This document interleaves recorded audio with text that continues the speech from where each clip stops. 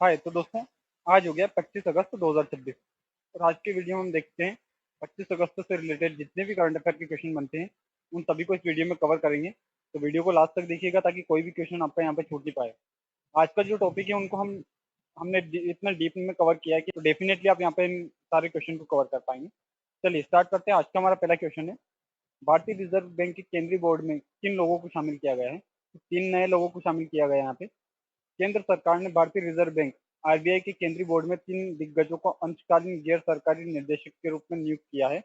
उनके नाम है Syed Akbaruddin, any George Matthew और जन्मेज कुमार सिन्हा। अब इन तीनों के बारे में हम देख लेते हैं इनका परिचय। सैयद अकबरुद्दीन, ये भारत के बेहद अनुभवी और जाने माने पूर्व राजनीतिक हैं। इन्होंने संयुक्त राष्ट्र यूएन में भारत के स्थानीय प्रतिनिधित्व के रूप में देश का प्रतिनिधित्व किया है। दूसरे हैं एनी जॉर्ज मैथ्यू, ये भारत की लेखा एवं लेखा परीक्षा सेवा आईए एंड एएस के पूर्व नौकरशाही हैं। इन्होंने वित्त मंत्रालय के व्यय विभाग में पूर्व विशेष सचिव के रूप में काम किया है और वर्तमान में 16वें वित्त आयोग की पूर्वकालीन सदस्य भी हैं। जन्मेश कुमार सिन्हा, ये देश के जाने माने अर्थशास्त्री और प्रबंधक सलाहकार हैं। ये प्रसिद्ध वैश्विक consultancy firm Boston consultancy group BCG India के चेयरमैन भी रह चुके हैं। बोर्ड से जुड़े अन्य महत्वपूर्ण बदलाव, नियुक्तियों के अलावा और भी यहाँ पे बदलाव किए गए हैं तो उनके बारे में हम देखते हैं। कुल सदस्य संख्या के बारे में देखें, इन 3 नई नियुक्तियों के बाद आरबीआई के सक्रिय केंद्रीय बोर्ड के सदस्यों की संख्या 11 से बढ़कर 14 हो गई है। हाल ही में हुई अन्य नियुक्तियां, इस घोषणा से ठीक पहले उद्योगपति आनंद महिंद्रा को दोबारा 4 साल के लिए बोर्ड में शामिल किया गया तथा इसरो के पूर्व चीफ एस सोमनाथ को भी पहली बार इस बोर्ड का हिस्सा बनाया गया है। किस कानून के तहत ये नियुक्तियां हुई है? यह यह प्रक्रिया भारतीय रिजर्व बैंक अधिनियम 1934 की धारा 81C के तहत की गई है। ये गैर सरकारी निर्देशकों की नियुक्ति से संबंधित है। दूसरा क्वेश्चन है, हाल ही में किसने मिस यूनिवर्स इंडिया का खिताब जीता है? तो ये जीता है केजिया लिज मेजो ने। केरल की ये रहने वाली है। केरल की 19 वर्षीय लॉ छात्रा केजिया लिज मेजो ने हाल ही में जयपुर में आयोजित ग्रैंड फिनाले में मिस यूनिवर्स इंडिया 2026 का खिताब अपने नाम किया है। वह केरल के मावेलीकारा की रहने वाली हैं और ये खिताब जीतने वाली केरल की पहली सुंदरी बनी है। उम्र की बात करें तो मात्र 19 वर्ष की केजिया इस साल की प्रतियोगिता में सबसे कम उम्र की प्रतियोगी थी। पेशा व शिक्षा की बात करें, वह एक प्रोफेशन मॉडल होने के साथ साथ लॉ यानी कानून की छात्रा भी है। पिछला रिकॉर्ड, इससे पहले वे मिस टीन इंटरनेशनल 2025 में फर्स्ट रनअप भी रह चुकी है। प्रतियोगिता में की जो अन्य टॉपर रही हैं उनके बारे में हम देख लेते हैं, अन्य विजेता के बारे में। विजेता हैं Kezia Liz Mejo, Kerala Miss Universe India 2026। First runner up Vaishnavi Ganesh, Tamil Nadu की रहने वाली है, Miss International India 2026। Second runner up की बात करें, अनुश्री सातवालेकर, गुजरात की रहने वाली है। Third runner-up Tejaswini Srivastava, Maharashtra. और फोर्थ रनअप अनुभव वशिष्ठ चौधरी, जो कि उत्तराखंड की है। स्टार स्टडेड जजिंग पैनल की अगर जूरी की बात करें तो वो पैनल में कौन कौन लोग शामिल थे, इसमें है सुष्मिता सेन, भारत की पहली मिस यूनिवर्स। लारा दत्ता, पूर्व मिस यूनिवर्स। सेलिना जेटली, पूर्व miss India universe. Urvashi Rautela, पूर्व मिस यूनिवर्स इंडिया। रिया सिंघा, मिस यूनिवर्स इंडिया 2024। अगला पड़ाव की अगर बात करें तो अगला मंच कौन सा हो सकता है इनके लिए? इस राष्ट्रीय खिताब को जीतने के बाद केजिया लिज मेजो अब नवंबर 2026 प्यूर्टो रिको में आयोजित होने वाले 75वीं मिस यूनिवर्स वैश्विक प्रतियोगिता में भारत का प्रतिनिधित्व करेगी। इस शो के आयोजक ग्लेनमैन एंड इंटरनेशनल ग्रुप हैं। अगला क्वेश्चन है, हाल ही में किसने गर्भिणी मित्र पाठ्यक्रम शुरू किया है? ये किया है एआईआईए ने। अभी एआईआईए क्या है? अखिल भारतीय आयुर्वेद संस्थान एआईआईए नई दिल्ली द्वारा शैक्षणिक सत्र 2026-27 के लिए शुरू किया गया गर्भिणी मित्र पाठ्यक्रम आयुर्वेद पर आधारित मातृ स्वास्थ्य और कल्याण सहायता को बढ़ावा देने की एक बेहतरीन पहल है। कोर्स की जानकारी हम यहाँ पे देखें, अवधि 6 महीने का ये ऑफलाइन कोर्स रहेगा। समय की बात करें तो सोमवार से शुक्रवार दोपहर 3 बजे से लेकर 5 बजे तक का इसका समय रहेगा। स्थान एआईआईए परिसर सरिता विहार नई दिल्ली। कुल सीटों की अगर बात करें तो 20 सीटें इसमें रहेगी एक बैच में। अंतिम तिथि, आवेदन की अंतिम तिथि 31 अगस्त 2026 है। पात्रता और योग्यता की बात करें तो शैक्षणिक योग्यता 12वीं पास, 10+2 पास होना अनिवार्य है। जिन लोगों का रिजल्ट नहीं आया है या रिजल्ट का इंतजार कर रहे हैं वो लोग भी इसमें पात्र रहेंगे। आयु सीमा न्यूनतम 18 वर्ष होनी चाहिए। अब देखते हैं इसमें क्या सिखाया जाएगा।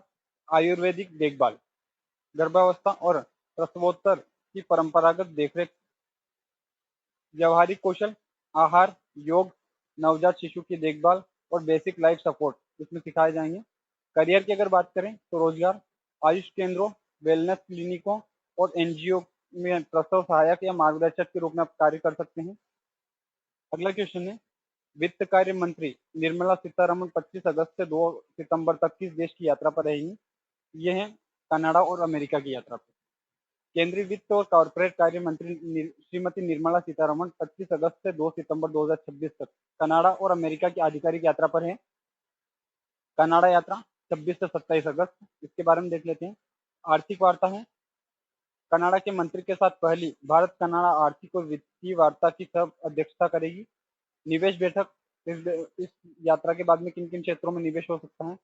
ऊर्जा, महत्वपूर्ण खनिज और एआई क्षेत्र की कनाडाई कंपनियों के सीईओ के साथ गोलमेज बैठक करेगी। गिफ्ट सिटी, भारतीय वित्त केंद्र गिफ्ट सिटी आईएफएससी में कनाडाई निवेश को बढ़ावा देना। प्रवासी संवाद, टोरंटो में भारतीय समुदाय और व्यापारिक संगठनों से बातचीत करेंगी। अब देखते हैं अमेरिकी यात्रा, ये रहेगी 28 अगस्त से 2 सितंबर तक। इसमें किन किन स्थानों पे जाएंगी? इसमें पहला स्थान है शिकागो, अमेरिकी कंपनियों के निवेशकों के साथ बैठक और प्रवासी भारतीय समुदाय से संवाद करेंगी। एशविले, G20 वित्त मंत्रियों और केंद्रीय बैंक के गवर्नरों, एफएमसीबीजी की उच्च स्तरीय बैठक में भारतीय प्रतिनिधित्व मंडल का नेतृत्व करेंगी। न्यूयॉर्क, शीर्ष कॉर्पोरेट लीडर से मुलाकात करेंगी और प्रसिद्ध स्टॉक एक्सचेंज नेस्डेक, जैसे इंडिया के जो स्टॉक एक्सचेंज है सेंसेक्स और निफ्टी, वैसे अमेरिका का जो स्टॉक एक्सचेंज है वो है नेस्डेक। नेस्डेक में घंटी बजाने के समारोह में शामिल होंगी। अगला क्वेश्चन है, नई दिल्ली में आयोजित बीडब्ल्यूएफ वर्ल्ड चैंपियनशिप में मेन सिंगल का खिताब किसने जीता है? तो ये जीता है एलेक्स लिनियर ने, जो कि फ्रांस के खिलाड़ी हैं। नई दिल्ली के इंदिरा गांधी इंडोर स्टेडियम में आयोजित 2026 बीडब्ल्यूएफ वर्ल्ड चैंपियनशिप में पुरुष एकल का खिताब फ्रांस के एलेक्स लेनियर ने जीता है। उन्होंने फाइनल मुकाबले में जापान के कोदाई नाराओका को सीधे गेम में 21-11, 21-11 से हराया है।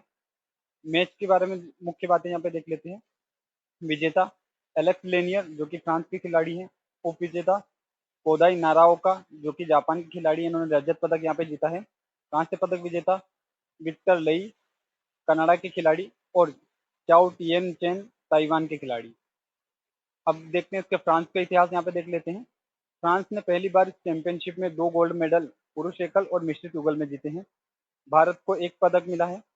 महिला युगल में त्रिशा जॉली और गायत्री गोपीचंद ने भारत को एकमात्र कांस्य पदक दिलाया है। दक्षिण कोरिया का दबदबा, स्टार खिलाड़ी ऑन से यंग ने महिला एकल का खिताब जीता और कोरिया ने कुल 2 गोल्ड मेडल अपने नाम किए हैं। चीन को 1 मेडल मिला है। पुरुष युगल में चीन की लियांग वेई किंग और वांग चांग की जोड़ी ने गोल्ड मेडल जीता है। मेजबानी की अगर बात करें तो भारत ने 17 साल बाद इसकी मेजबानी करी है। इससे पहले पहली बार 2009 में इसकी टूर्नामेंट की मेजबानी की गई थी। अब देखते हैं इस प्रतियोगिता के अन्य विजेताओं के बारे में। पुरुष एकल में स्वर्ण पदक विजेता है एलेक्स लेनियर, जो कि फ्रांस की खिलाड़ी हम देख चुके हैं। रजत पदक कोदाई नाराओका, जापान। कांस्य पदक विक्टर लेई, कनाडा के खिलाड़ी। महिला एकल स्वर्ण पदक विजेता आनसे यंग, दक्षिण कोरिया। रजत पदक विजेता अकाने यामागुची, जापान की खिलाड़ी। कांस्य पदक वांग जी, चीन। और स्वर्ण पावी चोचू वोंग, थाईलैंड के खिलाड़ी। पुरुष युगल की अगर बात करें, स्वर्ण पदक लियांग वेई केंग, वांग चांग, चीन के खिलाड़ी। रजत पदक आरोन चिया, तो वुई यिक, मलेशिया के खिलाड़ी। कांस्य पदक की अगर बात करें, किम मोन हो, पियो सेउंग जे, दक्षिण कोरियाई। ली जे हुई, यांगको हसवान, ताइवान खिलाड़ी। महिला युगल की बात करें, स्वर्ण पदक बाए खाना ली सोही, दक्षिण कोरियाई खिलाड़ी। रजत पदक की बात करें, लियू शेंगचू तांगचिंग, चीन के खिलाड़ी। और कांस्य पदक ऋषा जोली, गायत्री गोपीनाथ, भारतीय खिलाड़ी। और ली यिंग लियो शुबिन, चीन के खिलाड़ी हैं। अगला क्वेश्चन है, हाल ही में किन 6 देशों के दूतों ने भारत की राष्ट्रपति को अपने परिचय पत्र प्रस्तुत किए हैं? तो ये किए हैं, इसमें हम देख लेते हैं 6 देशों के राजदूतों के बारे में। भारत की राष्ट्रपति श्रीमती द्रौपदी मुर्मू ने 24 अगस्त 2026 को राष्ट्रपति भवन में आयोजित एक समारोह में 6 देशों के राजनयिकों से परिचय पत्र स्वीकार किए हैं। इसमें पहले स्थान पर हम देखें तो दक्षिणी सूडान गणराज्य, यहाँ के राजदूत है सुश्री सिटोना अब्दुल्ला उस्मान। संबंध की अगर बात करें दोनों देशों के, तो दक्षिणी सूडान में संयुक्त राष्ट्र शांति सेना यूएन पीस कीपिंग के तहत भारतीय सैनिक बड़ी भूमिका निभा रहे हैं। अब देखते हैं अगला, संयुक्त अरब अमीरात, यहाँ के राजदूत है श्री अब्दुल्ला सैफ अली सलेम अल नुमाइनी। संबंध की अगर बात करें दोनों देशों के बीच व्यापक आर्थिक भागीदारी समझौते सीईपीए रक्षा और ऊर्जा सुरक्षा, विशेषकर नवीकरणीय ऊर्जा के क्षेत्रों में बेहद मजबूत साझेदारी है। तीसरे नंबर पे है नाइजीरियाई संघीय गणराज्य, यहाँ के जो राजदूत हैं उन्हें उच्चायुक्त कहा जाता है। और ये क्यों कहा जाता है, तो श्री मोहम्मद सेदू दादिरू, क्योंकि नाइजीरिया कॉमनवेल्थ का हिस्सा है इसलिए इनके दूत को उच्चायुक्त कहा जाता है। संबंध की अगर बात करें, नाइजीरिया अफ्रीका में भारत के सबसे बड़े व्यापारिक साझेदार में से एक है। भारत वहां कच्चे तेल का सबसे बड़ा खरीदार, साथ ही दोनों देशों के बीच रक्षा प्रशिक्षण और समुद्री सुरक्षा में गहरा सहयोग है। अगला है मोल्दोवा गणराज्य, यहाँ की जो राजदूत हैं सुश्री इंगा इवोनेसेई। संबंध की अगर बात करें दोनों देशों के बीच में भारत और मोल्दोवा के बीच कृषि, आईटी, फार्मास्यूटिकल, डिजिटल बुनियादी ढांचे डीपीआई को बढ़ावा देने पर तेजी से काम चल रहा है। विशेष संदर्भ, कूटनीतिक रूप से यह प्रस्तुति बेहद महत्वपूर्ण है क्योंकि राष्ट्रपति द्रौपदी मुर्मू ने जुलाई 2026 में मोल्दोवा की ऐतिहासिक राजकीय यात्रा की थी। ये किसी भी भारतीय राष्ट्राध्यक्ष की पहली मोल्दोवा यात्रा थी। अगला है जर्मनी संघीय गणराज्य, यहाँ के जो राजदूत है डॉक्टर जेस्पर विक। संबंध की अगर बात करें भारत और जर्मनी के बीच राजनीतिक साझेदारी स्ट्रेटेजिक पार्टनरशिप में है। दोनों देश हरित और सतत विकास green and sustainable development partnership विनिर्माण, मेक इन इंडिया, उच्च शिक्षा और रक्षा कूटनीतिक पर मिलकर काम कर रहे हैं। अगला है स्वीडन, यहाँ की जो राजदूत हैं सुश्री पेट्रो मेनेंडर। संबंध, स्वीडन के साथ भारत के संबंध नवाचार और सस्टेनेबिलिटी पर आधारित हैं। दोनों देश संयुक्त रूप से lead ID leadership group for industry transition पहल का एक नेतृत्व करते हैं, जो भारी उद्योगों को कम कार्बन उत्सर्जन की ओर ले जाने पर काम करती है। तो दोस्तों, आज के हमारे क्वेश्चन यही फिनिश होते हैं। कल फिर मिलेंगे एक नए वीडियो के साथ में। अगर वीडियो अच्छा लगा हो तो उसको ज़्यादा से ज़्यादा शेयर करिए और चैनल को सब्सक्राइब कर लीजिए ताकि आने वाले अपडेट्स आपको तुरंत मिलते रहें। आज के लिए बस इतना ही। थैंक यू, धन्यवाद।